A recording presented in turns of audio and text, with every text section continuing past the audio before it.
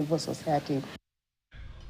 Now, the Kenya Tourism Board is repositioning the Mount Kenya region as a key adventure destination in Kenya, spotlighting its unexplored landscapes, rich cultural heritage and natural attractions.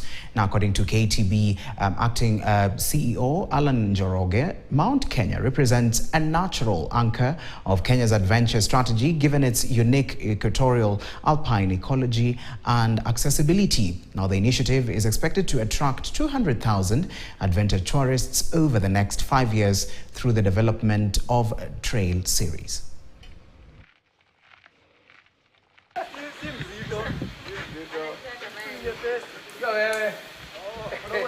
The trail series is a call to people, adventure, tourists to go outdoors and discover what is really connecting with them by immersing themselves fully in nature. The adventure activities like hiking, bike riding, mountain climbing for the real adventurers. And we are celebrating today being in Murang'a. This is one of the counties that is richly endowed with tourism products and tourism experiences. It is clear that we have tourist attractions which have not been discovered by the local person.